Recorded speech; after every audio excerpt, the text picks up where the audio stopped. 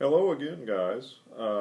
Earlier this evening, someone was having a problem with their new saber. They did not believe that their blade was tight enough, that it was moving around and making some clicking sounds and stuff. Uh, and also their hilt was rattling a little bit, which is primarily loose battery packs. Um, I have a couple of ideas about that. We'll start off with talking about the battery packs because that seems to be a big problem. My experience with battery packs is depending on the hilt, some are tighter than others. I have some where my 6-volt setups with the 3 AAAs are pretty snug just with the Velcro wrapped around them in the hilt.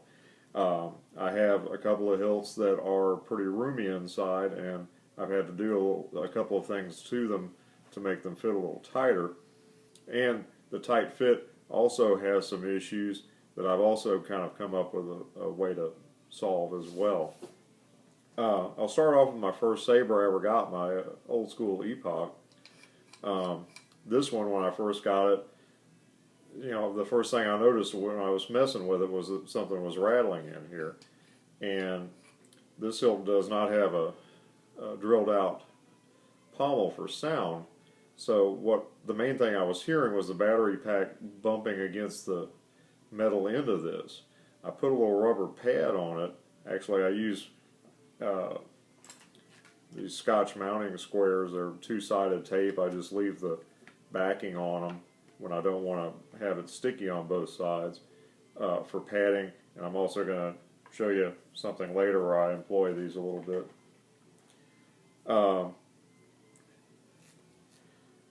What I found the main thing on this was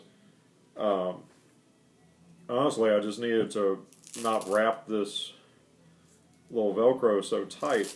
Wrap it around one time. Wrap it around one time to get the to hold the batteries in good, and then just kind of loosely roll it around, let it stick to itself, and that's going to put enough tension on there to where that thing is not going to move around. It's not going to come out on its own. The downside of that is it's in there good and tight now, and it's not going to come out on its own. So my solution to that has been to put a little zip tie on the battery pack. I stick it on with hot glue.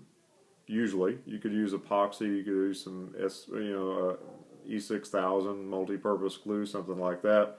All it is a little zip tie that you get. I put them through themselves, make a little loop at the end, nip off the excess if you want to, and just glue them on the battery pack, maybe a ½ inch sticking out so you can grab it. This also prevents the end of the battery pack from banging into the end of the hilt if you have that problem going on. Just make sure there's enough room in your hilt for all that to go into. And you should be peachy keen. The hilt I had the most problem with that was the Sinister Prophecy. It just seems like it has the most room in it of any of them.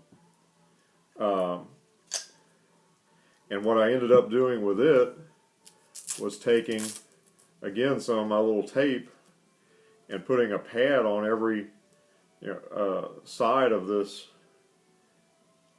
battery pack other than the one that the Velcro is glued to expand the size of it out. And then I wrap the Velcro around that, and that makes it nice and snug. And again, facilitates needing to have this little tool to help pull it out.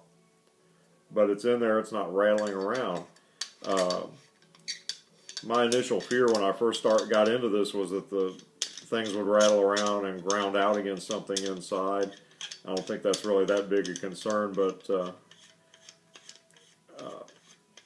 no one wants to hear things rattle. So that fixes it right up. 12-volt sabers, like my new Acolyte, probably have a worse problem because the single battery that they use is smaller in diameter. Now, the apprentice saber has a 1-inch bore all the way through, so it's pretty small. But if you had the same battery in this thing, it's going to be bouncing around like mad in there. One really nice thing that Saber Forge is doing on all the new sabers I've received is that they have facilitated their own little pull strap with another piece of Velcro on the battery, so I don't need to do my modification of that. Like I said, this one fits pretty snug, but if you were having one of these in a bigger diameter hilt, you know, you're going to need to pad that thing out a little bit to keep it from bouncing around in there. So that's the pretty simple fix to that. A little sticky foam tape and just careful use of how you do the Velcro fixes it right up. On to the blade situation. I'll use this saber since this was the one that was in question before. Most of the sabers, you know, they all have a retention screw for the blade.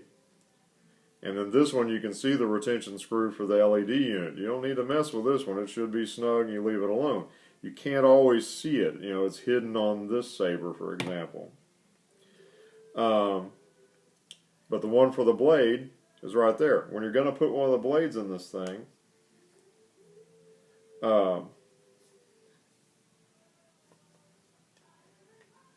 it's not the right one. The main thing to do, number one, make sure it's seated all the way down against the LED and turn this thing in. I think a lot of people just don't get this tight enough. You know, I've got this snug enough where it's not going to come out, but yeah, I can feel it moving around in here. It's not going to come out, but it's not good and tight. Basically, once you touch down and start getting some resistance, I'll give this thing like another full turn. And it's good and snug. It deforms the blade a little bit. These are very hard. They're very tough, you know. It's going to deform that blade a little bit. It's going to fill that hole better. And now I can't get any kind of movement out of this thing. You know, working great. That's the thing. Just don't go crazy tightening this stuff down. Put a little grunt on it. It's not going to hurt it. Like I say, once you start to feel resistance, go ahead and give it one complete turn. See how that works for you. They're all a little bit different too.